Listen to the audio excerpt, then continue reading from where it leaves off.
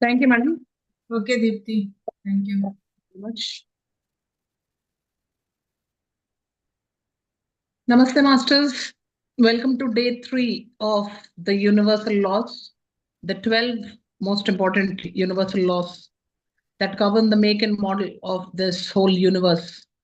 Um, well, for people who are joining new and maybe for the first time, my name is Deepthi and I'm representing Ekathva organization. And this is a session being conducted on behalf of Ekathva Academy. Well, we're here to discuss the 12 universal laws, the laws that govern not just this planet, but the entire universe. So, by knowing these laws, we would understand not just ourselves.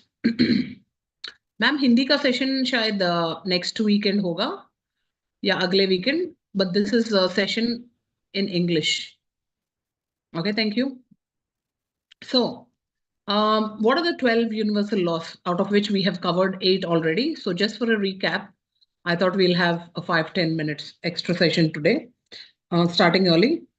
So for people who have joined early, congratulations and thank you.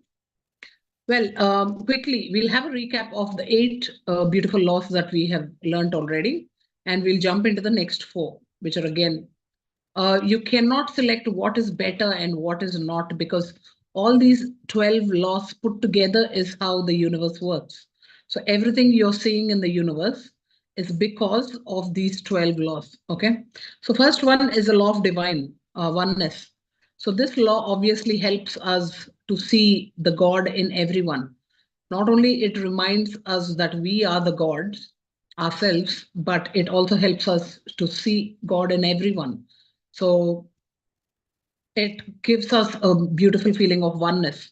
Okay. And not only that, it makes you feel responsible um, in what you think, how you talk, and the actions that you take, and your feelings, your emotions, and your visualizations all are not just affecting yourselves, but everything in the universe is getting affected by it. So just don't forget that every second of your existence, you need to remember this law, divine oneness. Second one is law of vibration. Now, what are vibrations? Beyond your physical body, there is a second body that's called, in one of the 7 bodies, the second body is called the etheric body. And that actually feels the vibrations. And that is usually filled with emotions, whether it's necessary or not. And what happens when you give out good vibrations or higher vibrations, or uh, higher vibrations or good vibrations lead to higher frequencies. And when you resonate in higher frequencies, you attract higher things into your life, or you get connected to higher lokas, higher worlds, higher astral masters. And the same is equally possible in the opposite side. So when you feel low, when you talk low, think low, or when you think negative or unnecessarily, you get connected to the lower lokas, lower souls, and obviously, lower people, lower intentions, lower activities get attracted into your life.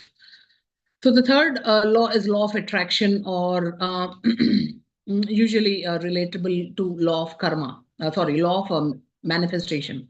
So what law of attraction says is what you are deep within, really, not what you say outside or what you pretend to be outside, or what you talk on the upper layers, but what you are deep within, how you feel deep within, or your true intentions deep within govern as to what you will attract in your day-to-day life and as a bigger picture too. So if you're seeing or observing a pattern of failure in your life, or a pattern of breakups, or you're attracting people of similar kind, or you're attracting rejections, remember that you're vibrating or resonating in the frequency of rejections. Everything has a vibration and frequency, right? So you are in that frequency, and that is how you are becoming. You're not becoming a magnet, but you are a magnet. Everything in this universe is a magnet. So whatever you are, you attract the same. So simply by doing few rituals like meditation, which is so damn cheap, It costs you nothing to meditate wherever you are, under a tree or in your house at your own comfort. You can just sit and go into a state of meditation, and that helps you uplift. And not only it changes your frequency, but it also changes your vibration in your etheric body. And in turn, it's going to cleanse you with unnecessary baggage, and all the unnecessary emotions get released. And that's how you clean yourself and become of a different frequency. And obviously, whichever frequency you vibrate at is what you start attracting. So imagine you want to attract abundance, you need to vibrate in the frequency of abundance. So everything in this universe has a frequency, friends. Our hair to the tip of the toes, our nails, the trees, the wooden table, chair, the books, human beings, non-living things, everything have vibrations and they have frequencies. So anything you want to attract, you need to resonate the same frequency or vibrate in the same frequency. And that's how you align it. It's as simple as that. Remember, friends, the most successful people on this planet and the richest people, or the most, according to you, the most abundant people on this planet, not only know these laws, but align or are always in tune with these laws. So remember not just to remember them and learn them, but always train your mind, your physical body, and your belief system to understand this and align yourself to these. And that's how you will attract positive things, wanted things, what you desire, what you want are always around the corner. You can attract anything you want. Next comes law of correspondence. Well, simply, law of attraction says you are a magnet, you attract what you give out there, you attract what you are. And law of correspondence says you not only get equal amount of what you put out there, but you get multiple folds. So if you give out good, you get 10 times or 100 times or a million times good back. And the same happens when it's not so good. Or as Prabodh sir says, we don't use even words like negative, we use non-positive frequencies. So when you put out some non-positive thoughts, intentions, words or actions or feelings, emotions or creations in the form of visualization, you get back multiple fold of it. So anyone who understands this law and takes advantage of it would obviously know what to give to the universe, because it's coming back to you in multiple fold.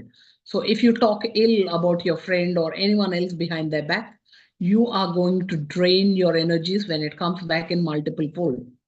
Similarly, if you do punya karmas or you do mukti karmas, you do meditation, it's obviously not just for your physical body, it's beyond your physical body. And the benefits of meditation go beyond just this earth and this physical realm. So all those karmas are being paid in multiple forms. Okay, so if you introduce meditation to someone else through dhyana prachara, like a simple dhyana prachara technique is go to Ekathva, Telugu, Hindi, English, or Kannada, Tamil, and go and subscribe. Click on a video, try to share it in your WhatsApp status or to your friends. And simply through those videos, if someone else becomes a meditator, or every time they meditate, you get a bit of their punya karma into your account. So all these are mukti karmas, friends. These karmas add up and they wash your old karmas. They help you cleanse your unnecessary baggages of emotions and suppressed feelings and all that.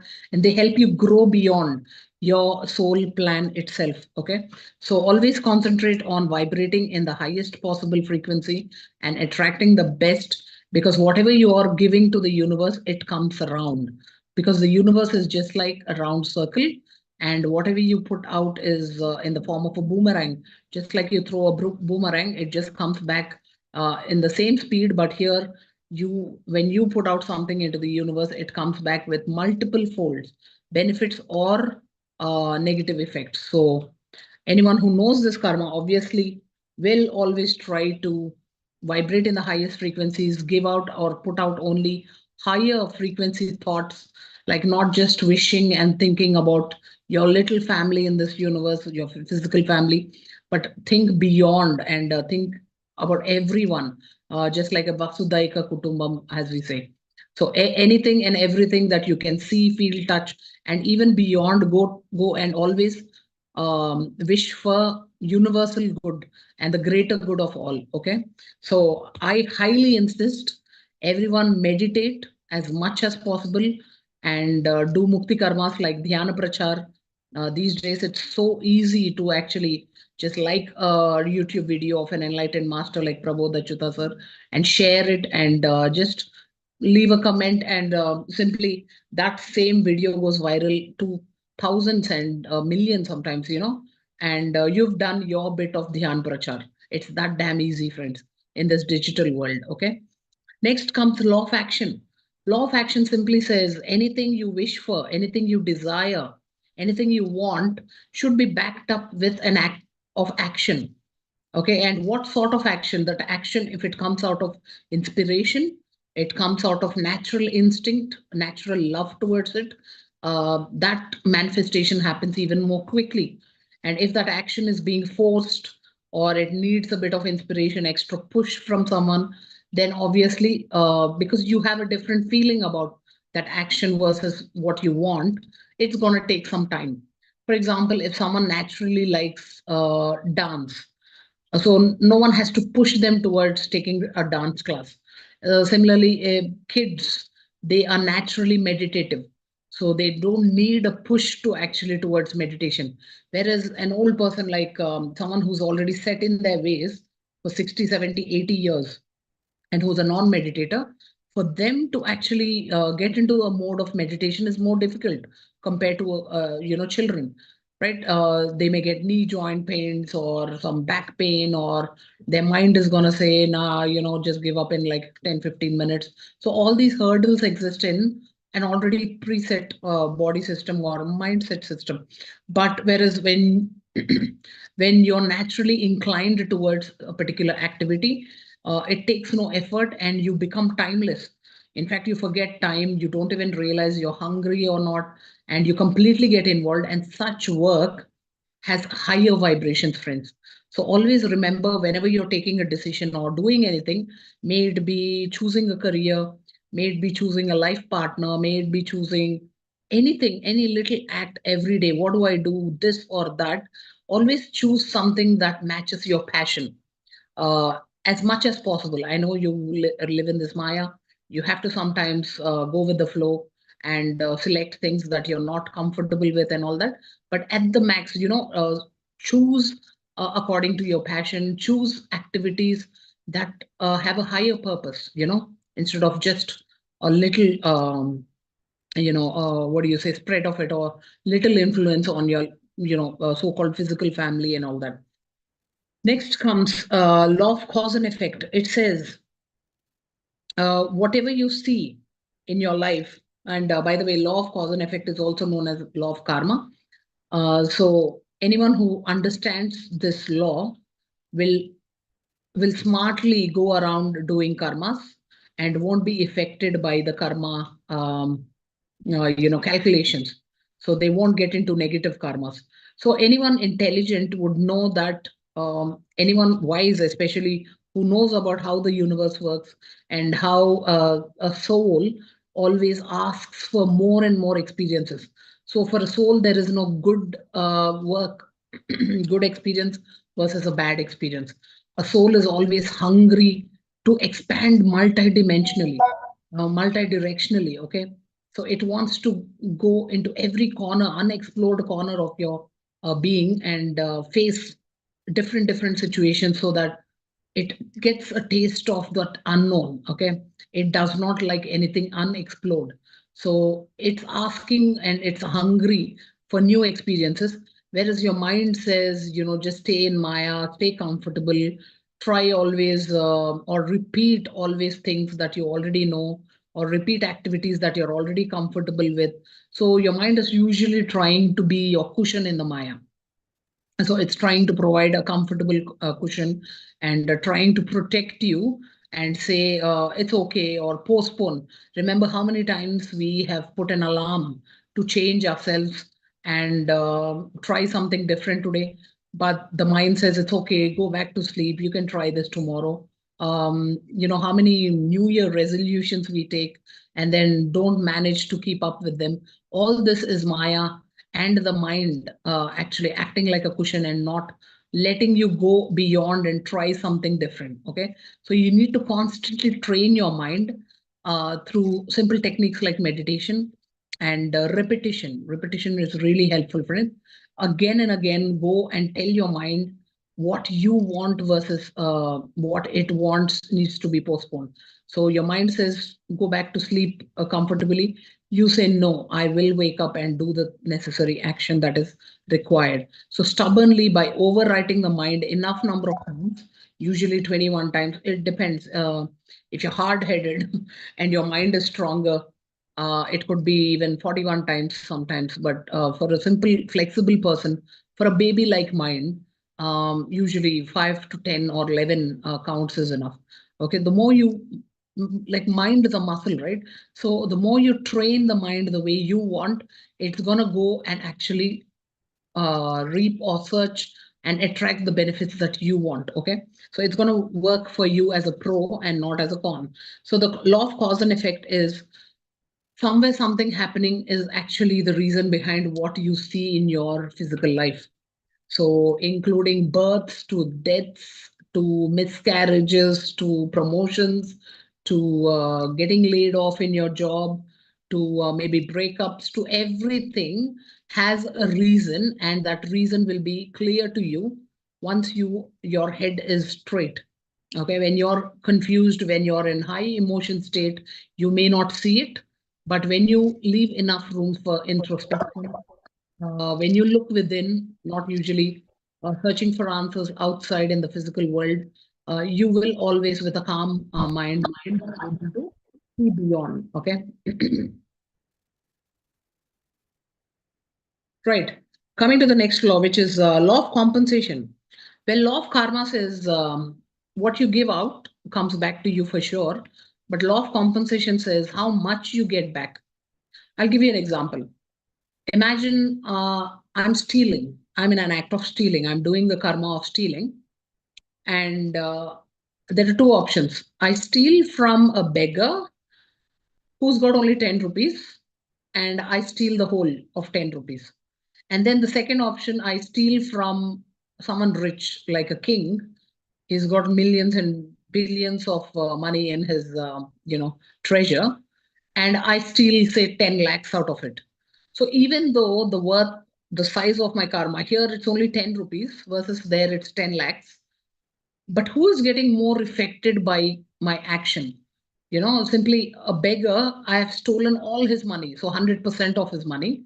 Whereas in a king's case, 10 lakhs out of billions of rupees is not much of an effect. So the law of compensation says, depending on not just what you have done, but how much it has affected the other side of the person, other side person, that is going to get counted and it's going to come back to you in multiple fold. Okay, so anyone who remembers the law of compensation can take this to their advantage. Okay, you can actually put out very good stuff out there and happily get multiple fold, benefits out of it. For example, if you do good, you're going to get multiple good back to you. And if you're going to do bad, that's also come back in multiple. So always be aware of your thoughts. What are you talking? How are you talking?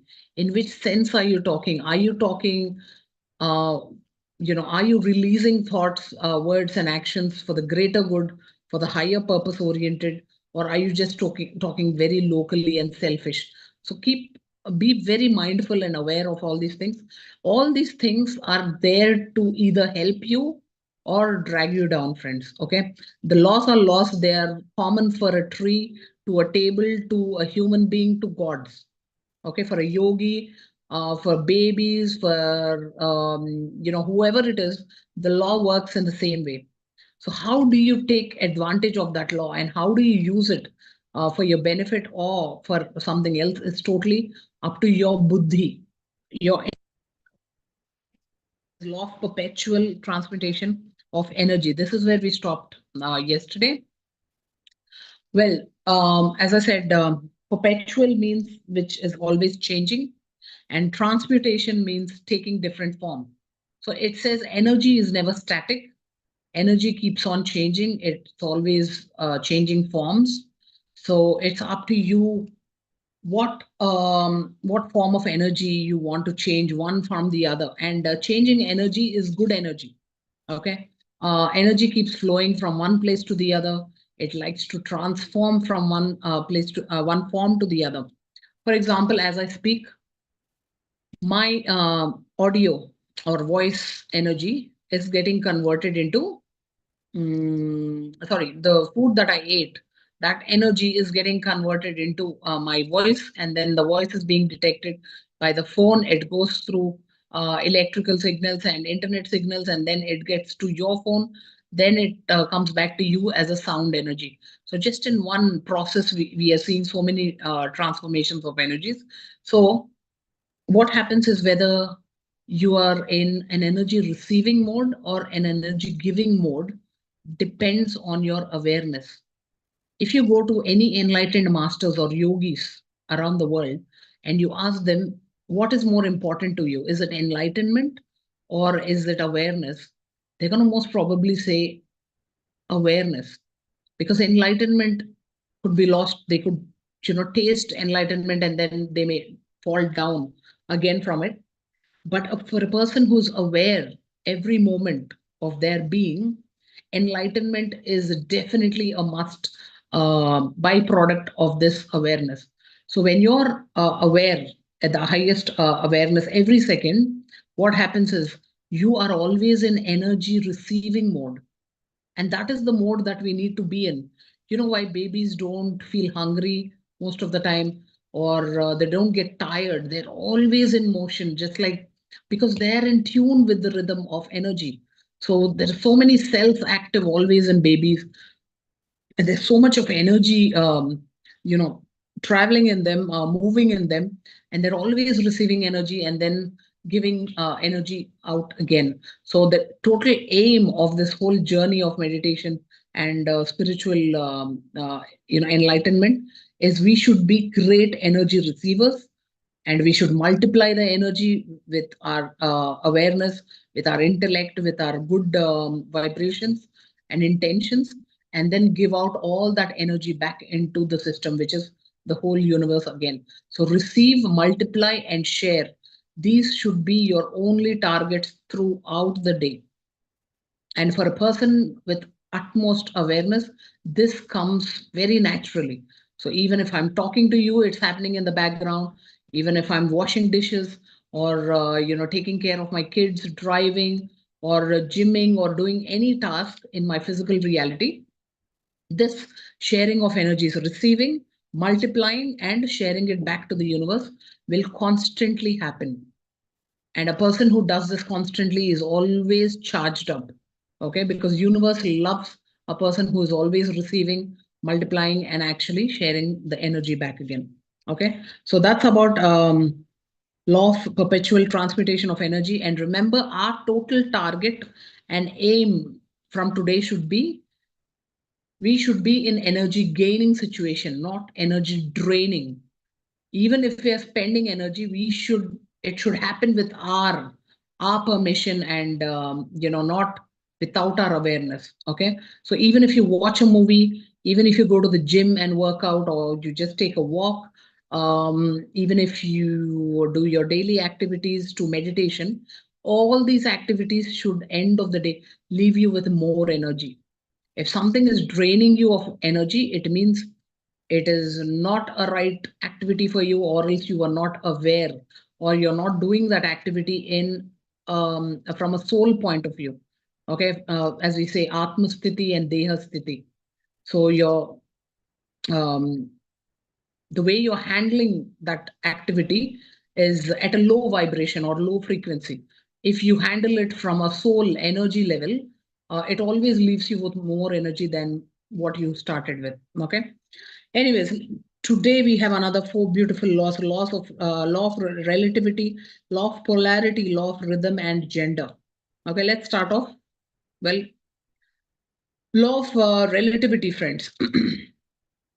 Well, the word relativity means relation. So what it means, everything that's happening in your life, okay, it is there for a purpose and a reason. Everything you're going through in life, whether you give it a positive angle to it or a negative, or you give it a name of good versus bad, or happy versus sad, or I like it versus I hate it, whatever it is, the soul that you that has sent you here, sent your body here, has put all those experiences to actually increase the light within you, to actually grow through those experiences. So, in a way, you have to welcome these experiences positively and remember this law, which is there is a relation between the cause and effect. You are seeing the effect in the physical realm, but actually, the cause for it is somewhere else. Okay. And there is a relation behind it. So, when you are less anxious, or when you're not sitting on the problem too much, or when you're not complaining, or when you're not victimizing, why this is happening only to me, or you're asking questions like, why, what did I do to deserve this? Why only me, and why only at this time? Why do I always, why does this happen always to me?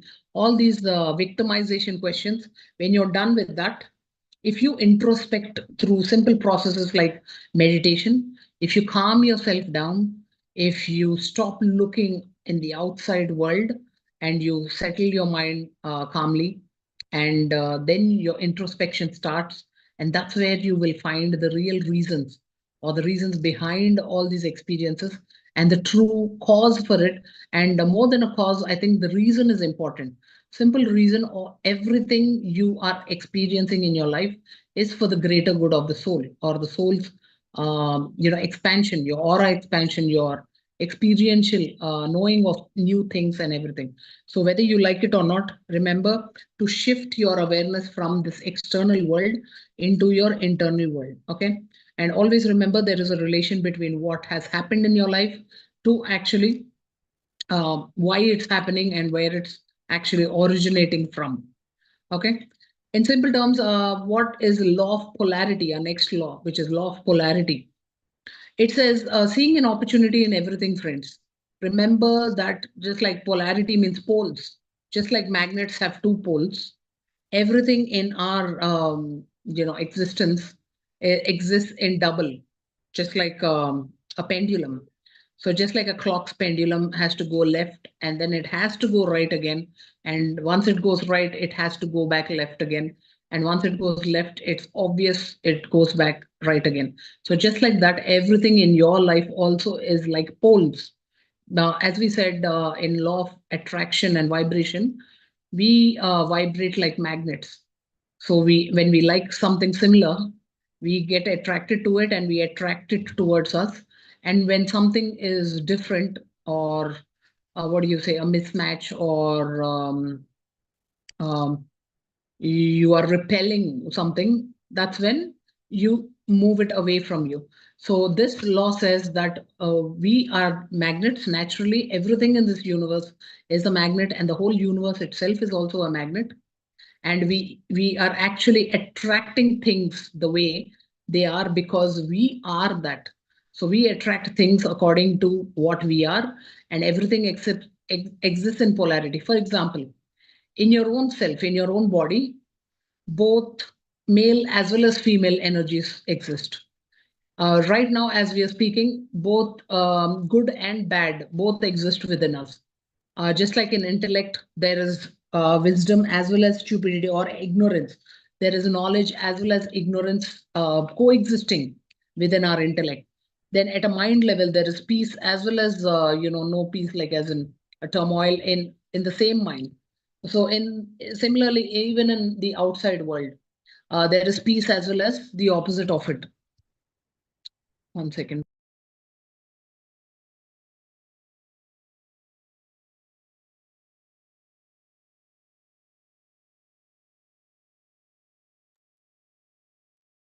So similarly, even in karma, you always have an option of doing good karma versus bad karma. So no one is forcing you, no one is pressurizing you.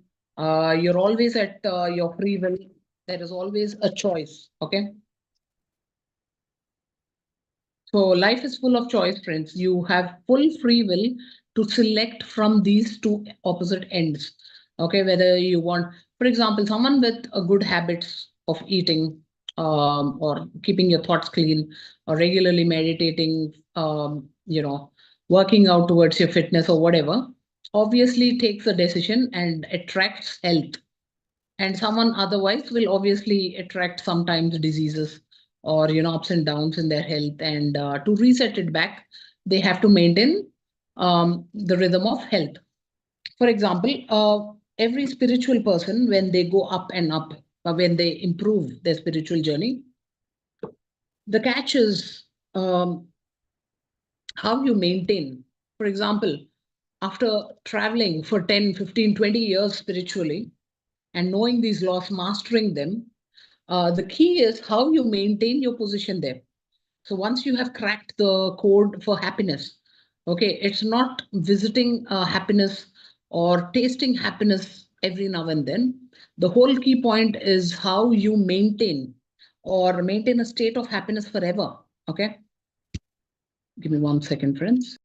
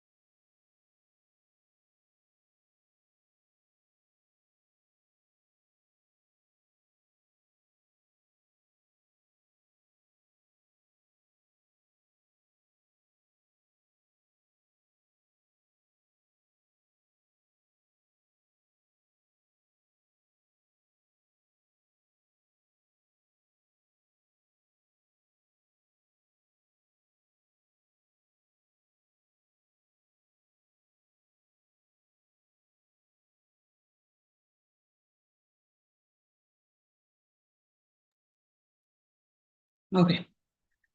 Thank you. And apologies for that. Well, we're at the law of polarity. And it says everything in the universe exists like a magnet in our two polar ends, like two poles. And it's up to your total buddhi or intellect to choose what you want. And no matter what you choose and what you experience, it's okay because you're here to learn, you're here to experience, and you're totally at your free will to choose the other side also.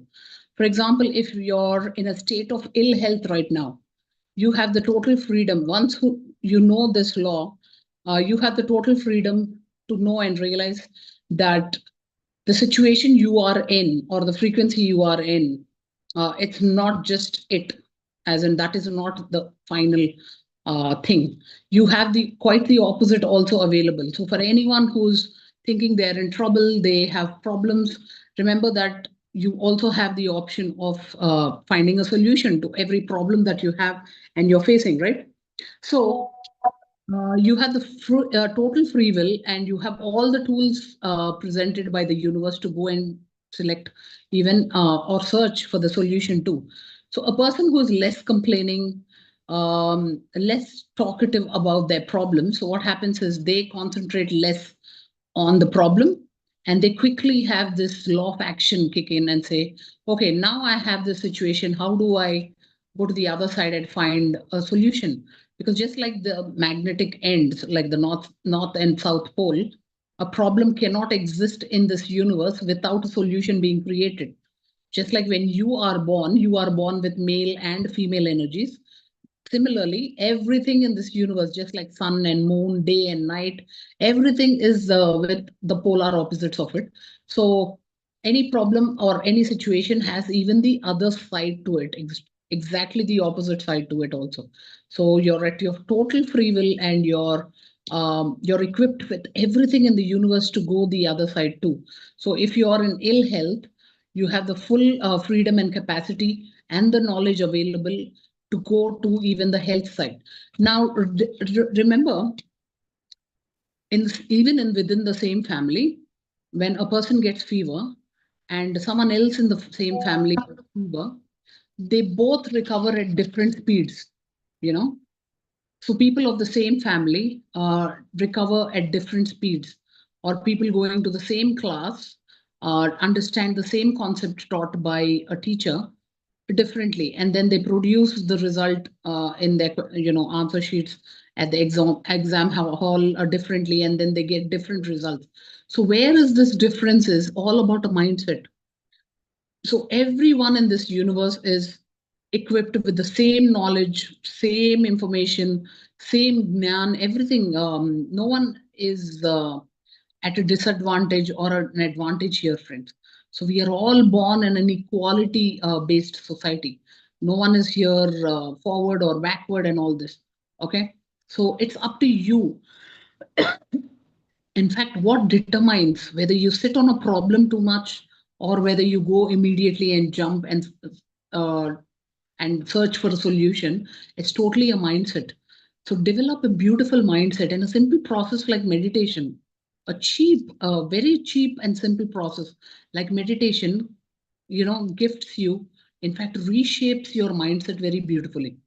For example, before coming to meditation, I was quite a negative person. I used to always attract, obviously, because of that negativity. Excuse me. I used to always attract negative things. Like I always used to stop my grades at 99 and never used to see 100 out of 100. And I used to attract negative people who take advantage of me, who borrow money from me and never return it back to me. And I used to attract a lot of unlucky so-called things. I'm going to an exam and something bad happens. And this used to sit in the back of my mind. And I used to tell almost everyone I meet that I'm an unlucky person. And the more I used to tell, obviously, the more I used to magnetize it, and I used to energize that statement, and I used to attract more and more bad things.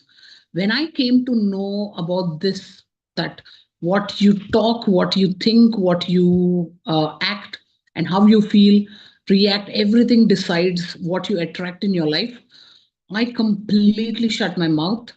I completely shut my mind, and I rewrote those through affirmations that I'm the luckiest person in this universe. I'm a money magnet. I'm a love magnet. People respect me. I'm the smartest. I'm the greatest. And by rewriting it again and again, and not just writing, friends, you have to believe it. You have to live it. Okay. And I do the same with my 6-year-old daughter too. Ever since she is 3 and she understands words, she can read, write. I have been repeating the same affirmations even in her life, because what you repeat becomes your reality. So every morning we tell these affirmations like, I'm the greatest, I'm the healthiest, I'm a money magnet, I'm abundance magnet, I'm a love magnet, I attract love and prosperity like anything. I'm the smartest, I'm the kindest, I'm the most modest person. All these affirmations. And when you say it, don't just be like a robot and say it just mechanically, but feel it. Am I not the healthiest person? What's stopping me from becoming the healthiest person or feeling like a healthiest person? Am I not a good person? Yes. So feel it, feel that, and tell those affirmations. And by repeating, you are pouring your energies, especially when to repeat is also a great technique.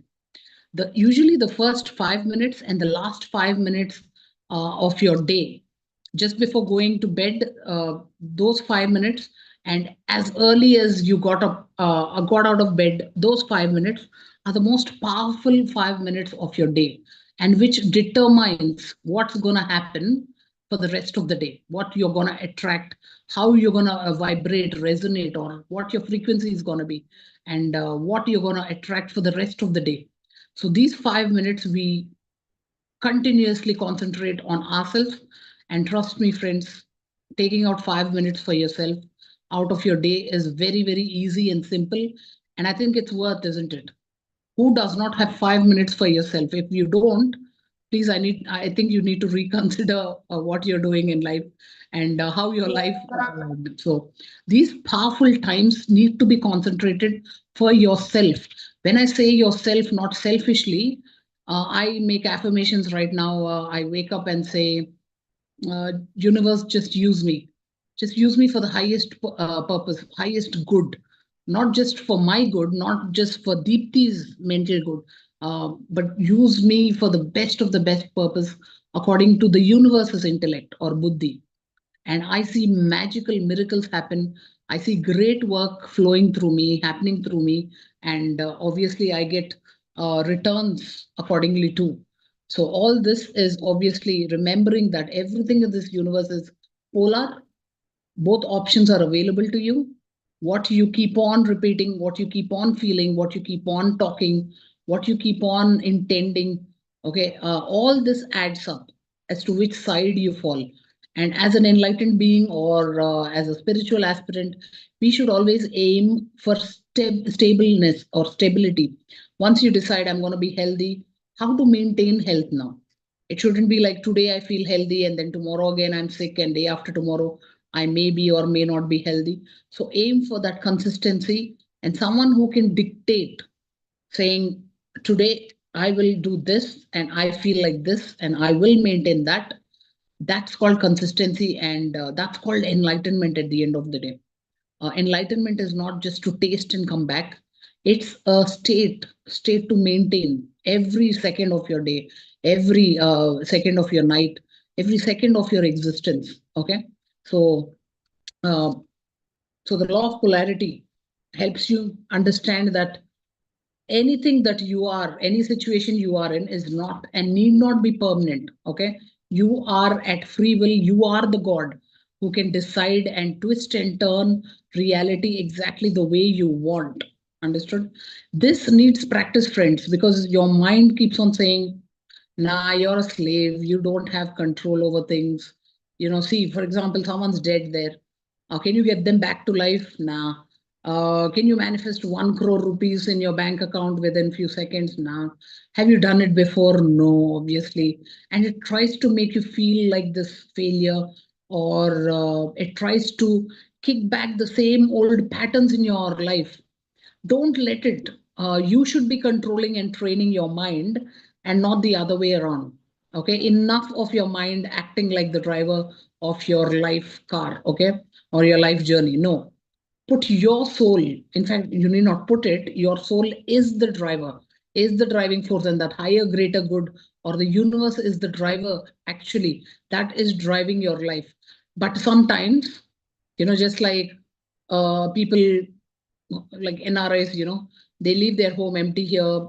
They put a caretaker or a watchman for the house, like a security guard, and they go away. And the security guard slowly uses the washroom of the house, then slowly uses the living room for watching TV, and slowly goes into the bed and starts feeling that this house is mine till the owner comes. And someday when the owner comes back, the watchman is going to say, nah, this house is mine. So when you give too much chance to your mind to dictate and do what is to be done, the mind also, just like the security guard or the watchman of the house, starts feeling that I think I'm in control of this life or this life journey. So don't give that misconception to your mind. Always use your intellect, take a pause, sit in meditation, weigh things as to how they are, how they should be, and you instruct the mind what is to be done and don't let it be otherwise. Okay. I'm going to leave that there because I want to leave another 10 minutes of the session for doubts and questions. Next thing is law of rhythm. What is rhythm? Rhythm is something happening at regular intervals of time, just like the music in a song, just like the changing seasons, just like your birthday comes every year at the same time, same day, every year, just like a cycle, right? Rhythm is like a cycle. So it says everything in the universe is designed like a circle. So it comes back again. A full circle is completed and then it starts again, just like the changing seasons, just like our age, just like births and deaths, everything, right? Just like the changing or the periods that we see every month, or the changes that go through each person's life. We take birth, then we complete our studies, then get married, and then so-called everything, and then we come back again to the grave, and then we take birth again, just like your lifetimes and all that. So everything is rhythmic. That means you need not worry. If something good is happening in your life, you need not be so perky and happy and feel on top of the world. And when something not so favorable is happening, you need not feel completely low or depressed and sad about it. Because as we just saw, the law of polarity, just like a pendulum, your life is moving left and right and to different positions. So anyone smiling can easily go back, go to the next phase, which is crying or not so happy state. And then anyone who's crying or complaining about life or in an unfavorable situation can equally come back to a favorable, a happy situation. So who is a yogi? You know why babies and yogis are always happy? Because they are beyond these cycles. They are beyond these polarities. Whether they get something great and this thing. I'll give you an example. Imagine there's a baby and the baby is asked, "What do you want as a gift for Christmas or New Year?" And the baby says, "I want a Rolls Royce car." Okay. And the parents, imagine they're rich enough, they buy a brand new Rolls Royce car, okay, worth, say, millions of rupees. And then the kid is still crying. And the kid says, "I didn't ask for this car, I wanted a toy car." So why is the kid crying? Because for him, the happiness is not a measurement of the size or the functionality. It's this small little toy car that he had in mind, and that's all he wanted. So he's beyond this rich or poor gift or costly gift or not so expensive gift. So he's not stuck in those cycles. For him, it's just that little car which is functional for him and for his age and priority or preference. That car is just enough to keep him happy. And even yogis, for example, if you went to a yogi and said, "We need to, felicitate you. There's a Mercedes Benz coming to pick you up." The yogi is going to be in the same state as he was a minute ago. And then imagine you suddenly say, "Oh, I'm sorry, due to budget cuts, we couldn't organize you a Mercedes Benz, but we organized you a simple cab." Okay. He's still going to be in the same state. And then later, if you say, "I'm sorry, Guruji, all this is cancelled. Now we have to walk and go to the place where you will be, you know, excuse me, felicitated." The yogi is still going to be in the same, feel or same state of mind. In fact, he's going to say, "Well, I didn't take a walk from a long time, so I'm so lucky that you guys are providing me with an opportunity to, have a walk and get fit and healthy." So such is the state. Your state should not, your state of mind, your attitude, your behavior, your feelings, and all this should not depend on your external situations, your external factors. If you can catch this one single point, I think no sorrow in the world can touch you. By the way, there's no sorrow in the world. It's just your mind actually making sorrow out of something that it is experiencing. So by the very make and model of something in this universe, there is no sorrow, there is no happiness, sadness, there is no good, bad, and everything. For some people, a summer may be good. They are summer lovers, like in the season. A hot weather is preferable for them. And for some people like me, I like the rainy season a lot. So this is my favorite season that we are experiencing right now. For some people, it's the cold season. Does it mean for the rainy people, the rain fans, the rain season only should exist in the universe, or there should be an audience poll, and whoever wins, that particular season only should dominate the planet. No. So when I was a farmer in the farmland, I understood how important all the seasons are, how important all the cycles that we are going through, month to month, day to day, all the cleansing and the cell repairs and the cell births to deaths and human life births to deaths, how important it is. In our family, when someone dies, we usually don't even let them go at an age of 100. Even if they live for 200 years, it's not enough for us, right? So a death is usually handled in a very poor way in our physical realm, to speak. So when is the right time to, take away the person then? You should understand that enlightened people celebrate death as well as birth in the same way. That much clarity you should have in your mind, friends. When you see a death, especially of someone who you feel attached or emotionally connected, the day you celebrate their death, you see the dead body and you say, wow, congratulations, now they have achieved everything they came here for. Their sole purpose is fulfilled. They're exactly going when they're supposed to go, and everything happens in a rhythm. So when should they take birth? When should they do whatever they want to do? And when and how and where they need to vacate their body? Everything is planned in advance, and they have fulfilled it. So you should actually celebrate, congratulate their soul, and bless them. And my Guruji, Prabodh Achyutha sir says, don't bless them with all these rituals and Pinda Pradhan and all these so-called blind rituals that you don't understand the meaning of. In fact, put a simple 2 minutes Mauna Dhyan, meditate in silence, or put half an hour, 1 hour of group meditations in their name, and all those energies go to the soul that has left the body and helps the soul actually even elevate or ascend to even higher lokas and better lokas and find its next purpose and next body, next birth, even better or faster, So this rhythm is very beautiful, friend. So any miscarriages that are happening, deaths that you see, any premature deaths, like, babies die early. For example, I had a miscarriage before I had my child, and I just was so ignorant to blame the universe and blame the soul. And then I met some Guruji who said, maybe the soul was not ready for you, or else you were not the right mother for the soul. And now I'm understanding the meaning for it. And even to realize, I came into meditation through an accident that happened. I was riding a bike, something happened, and I broke 5 bones in the right side of my body. And that's when I got introduced to meditation the very first time in my life.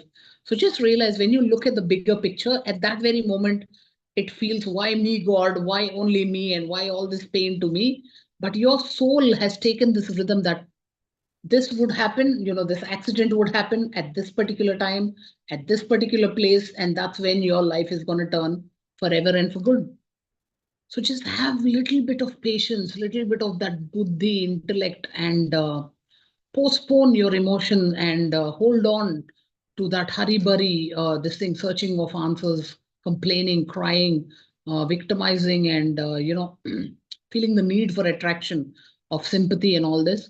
And through simple techniques like meditation, or if you're blessed with great Guru Shakti like us, like Prabodh Achyutha sir, and his Guru also Patriji, we're all so lucky that we're in contact with such gurus who give a lot of introspection, friends.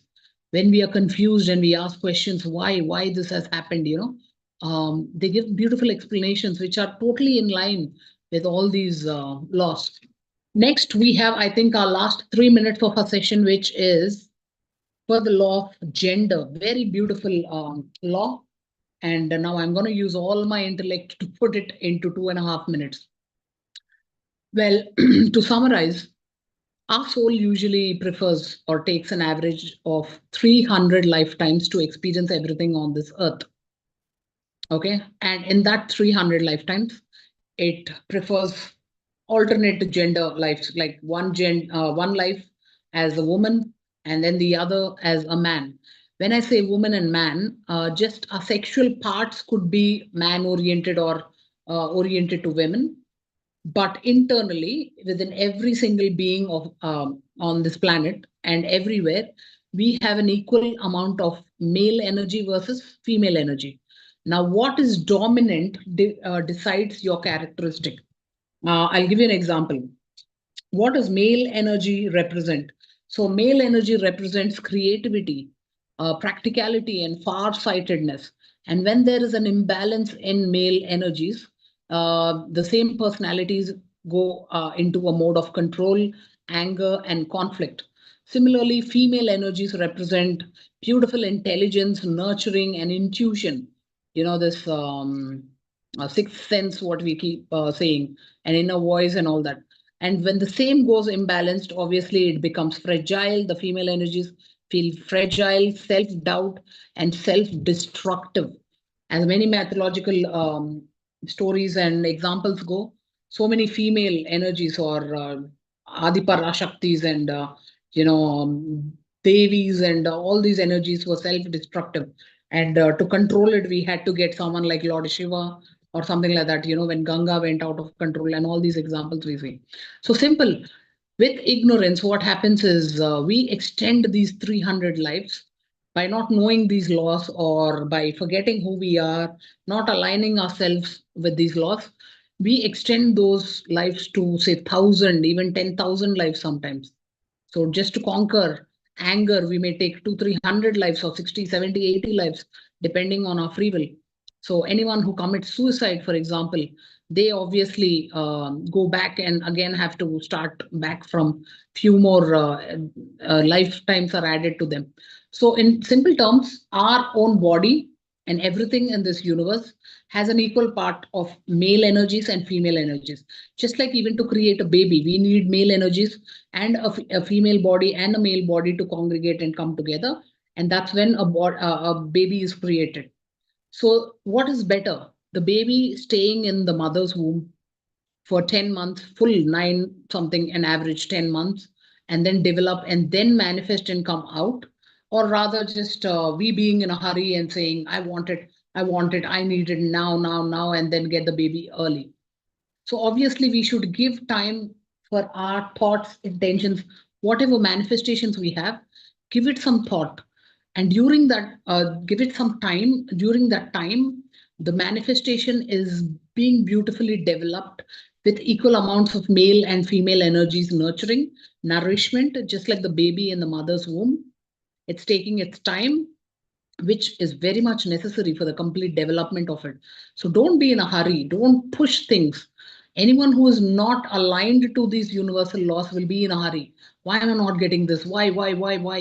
And all that. But anyone is who will have the patience, will have the courage to wait, will have that bindas belief that yes, I'm the creator, I have dictated this, and deep within, this is what I want, and this will happen no matter what. So give that time, friends. With that, I will close this session.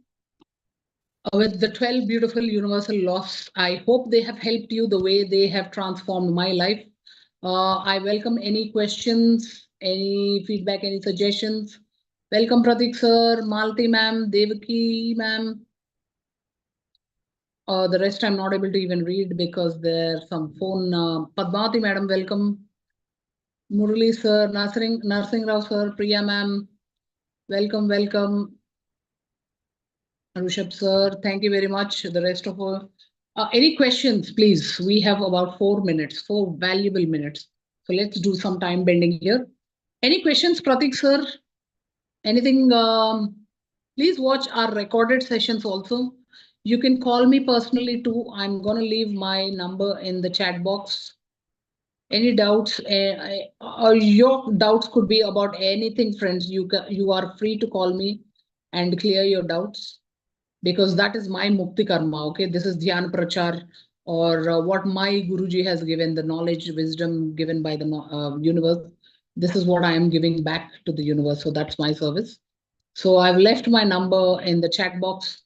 If anyone is facing any dilemma somewhere, or you feel stuck, or it could be about your personal life, it could be about your physical life, or any mental challenges or abundance or anything, right from anything to your soul growth, you are free to call me. Okay. Thank you very much for the time given to me. And well, friends, don't stop your learning here. These laws are so important that I'm homeschooling my child, and I'm just waiting for an age where I can share this to my child every day, right from the affirmations I give her in the morning to everything. The last 5 minutes Sorry, you had something to share? in the bed. These are so important. I'm calling her to this. Okay. So these are so important. Repeated, learn it more, write it down somewhere, and remember what each law says. Put a sheet printed somewhere. Every day, just read it once in your first 5 minutes. And remember, everything that's happening is exactly how your soul has planned, friends. So, congratulations that we are living our soul purpose. We are getting enlightened more, we are experiencing more, we are learning more day to day. Every day we are better than the day before. So congratulations for that growth, that beautiful journey that we are embarking. So let go happily, enjoy, let go of the control, and just in peace enjoy this journey to enlightenment. Remember that if you're listening to all these laws, you're a very beautiful time of your soul journey. Okay. So thank you very much. Let's log out so that another meeting starts. I thank my hosting team, my volunteer team, and Ekathva family for supporting all this, and especially the masters who have joined. Thank you very much. And please do listen to the recorded sessions for any doubts. And you can call me personally too. Thank you, Ramanama ma'am. Let's end the session. Happy Thank and you, life. Deepthi. Thank you. See you all soon.